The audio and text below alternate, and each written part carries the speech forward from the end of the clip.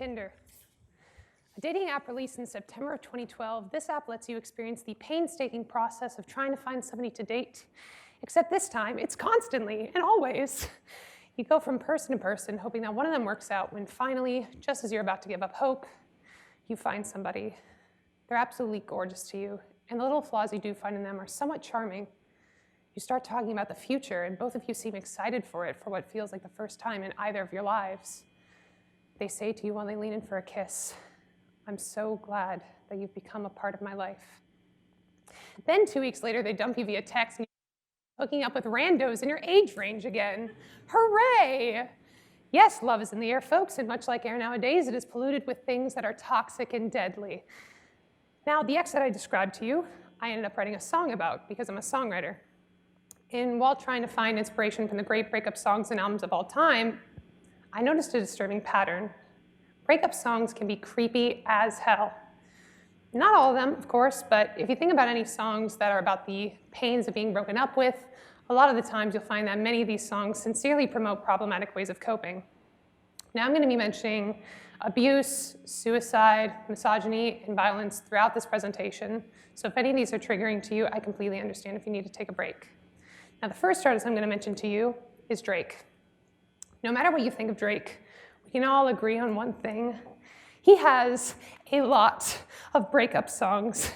Hotline Bling, perhaps being his most famous breakup song, is about the days when he used to get phone calls, presumably from this ex-girlfriend of his. But the verses are where it gets creepy. You started wearing less and going out more, glasses of champagne out on the dance floor, hanging with some girls I've never seen before. Considering that he reveals in the bridge that she used to always stay at home, it sounds like this girl has grown as a person, except that Drake says it's because of this that she's no longer a good girl. I repeat, Drake implies that a woman is bad because she's leaving the house and making new friends. You know, misogyny. And misogyny comes up in a lot of songs about breakups, but there's a lot of different types of misogyny. For example, it can also be perpetrated by women. Throughout Better Than Revenge by Taylor Swift, for example, she describes a budding relationship in which she is getting into a budding relationship where another girl steals the boy. And instead of going, well, this sucks, she decides to lash out at the woman instead, attacking her appearance and purity, saying that she's better known for the things she does on the mattress. Whoa. Whoa, indeed, Taylor. And sure, this song could be seen as a commentary where the character Taylor's portraying is meant to be needlessly petty, as a commentary on the misogyny of not letting men be responsible for their own actions. But the last line of the chorus changes this from a petty commentary to an actual threat. She should keep in mind there is nothing I do better than revenge. Ha. Now, Taylor did comment her disdain for the song 3 years later after its release. In an interview with The Guardian, she said, "I was 18 when I wrote Better Than Revenge. That's the age you are when you think someone can actually take your boyfriend. Then you grow up and realize no one can take someone from you if they don't want to leave."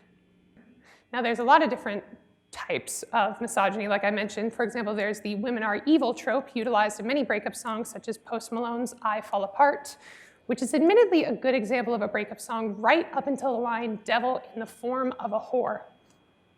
Led Zeppelin takes this idea to a whole nother level in their song Dazed and Confused, where they conclude that the soul of a woman was created below. Now, this isn't the only song that blames all women as a whole for a breakup. For example, there is the Juice WRLD song All Girls Are the Same, in which Juice WRLD concludes, you get the point. Juice WRLD later said in an interview that this was only how he felt at a certain point in time, and that he knew the statement was false when he first made the song. But this isn't the only time that he said something misogynistic in his music. This brings me to the next trope, violence and the threat of violence. In the 2018 song Fine China by Juice WRLD featuring Future, he says that his girl is like fine china, that he tells her that she's beautiful every day, and that he gets lost in her eyes. These lyrics are sweet and seem like a perfectly healthy mutual infatuation right up until the last line. So if she leaves, I'm a killer. Oh, she'll die. Did I say that out loud? I'm so crazy about mine. I hear the groans in the audience. Yeah, I'm hearing them. Very much agreed. Now, in another hit song, Sad, by XXXTentacion, a known abuser, by the way, he says a similar line, but this time threatening self-harm. Suicide if you ever try to let go. Now, I want to clarify. If you've ever felt suicidal after a breakup, that is not abuse. What is abuse is telling your partner that if they leave, then you'll kill yourself. The difference is that abuse is about creating a power dynamic. As long as emotions aren't being used as leverage, then it's perfectly fine to express them. I say this as both a survivor of emotional and sexual abuse and as a songwriter. According to the Domestic Violence Intervention Program, both of these lyrics are categorized as intimidation and threats. And it's not just men who do this. For example, in the song Before He Cheats by Carrie Underwood, and the song Breaking Dishes by Rihanna, both feature a scenario in which the woman suspects the man is cheating. Not knows, mind you, suspects. And in both cases, the woman damages their partner's personal property. We consider them to be harmless hit songs because it's a woman perpetrating the violence instead of a man. And evidence shows that domestic violence against men is less likely to be taken seriously. According to Emily M. Douglas, an associate professor of social work at Bridgewater State University, men report that the police often laugh at them and say things like, "What's wrong with you? Can't you control your woman?"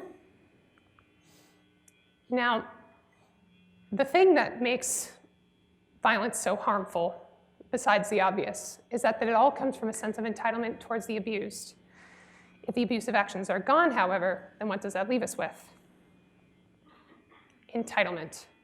It can be a nasty thing after a breakup. It hinders emotional growth and rejects the autonomy of the person who left you. Because if you look at your ex with another person and think, that should be me, then you might be Justin Bieber. In the 2010 song That Should Be Me by Justin Bieber featuring the Rascal Flatts, Bieber describes his recent ex as getting back with another person very quickly after their relationship ends. And Bieber and the Rascal Flatts see this as a problem. The chorus goes as follows. That should be me, holding your hand, that should be me, making you laugh. Don't worry, I'm not gonna read the whole thing. This is fine, right until the last line of the chorus. This is so wrong, I can't go on till you believe that should be me.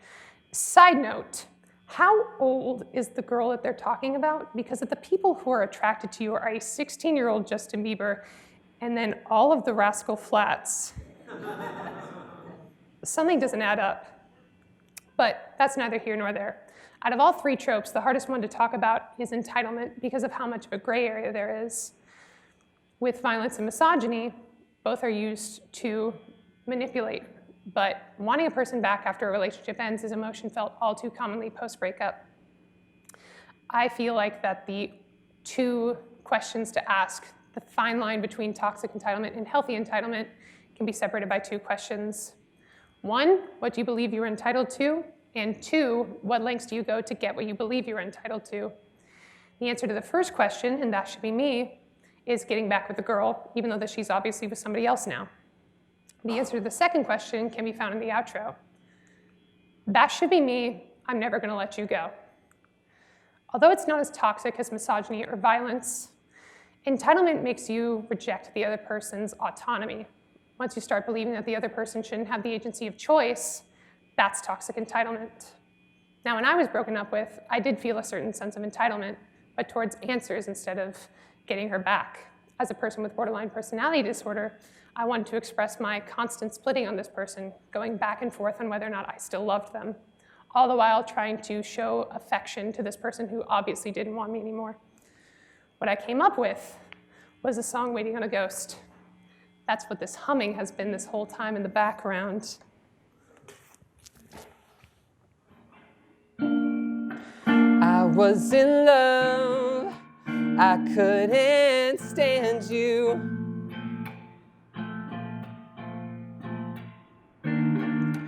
I couldn't move on, I never planned to. Now I'm in the kitchen, just making a meal you won't eat. And cooking exhausts me, but I thought I tried to be sweet. And I don't wanna kiss you.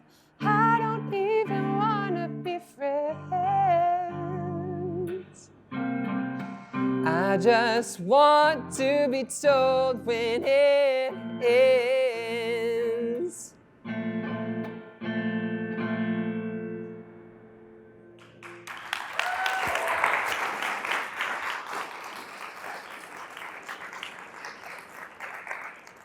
I think the most important thing that I can learn as a songwriter is understand that emotions should be used as a form of expression in music, and it shouldn't be used as a form of manipulation in music. I believe that the best breakup songs and albums express freely, but also show the emotional healing process and critique the process if it isn't healing. Distance by AJJ, for example, is a great song about depression post-breakup and uses sarcasm to denote the author's inability to get over it. Lemonade by Beyonce is a great album about a deteriorating relationship and the hardships that come with trying to put it back together yourself. Thank You Next, the Ariana Grande song, shows personal growth after consistent bad luck in relationships. But I'm looking for a song that expresses excruciating pain post-breakup, one that doesn't feel entitled to people. Instead, it feels entitled to answers. One that doesn't resort to misogyny or violence. One that feels specific, yet universal. But most importantly, I'm looking for a song that kicks ass. And there is one song that does all of this and more. And that song is...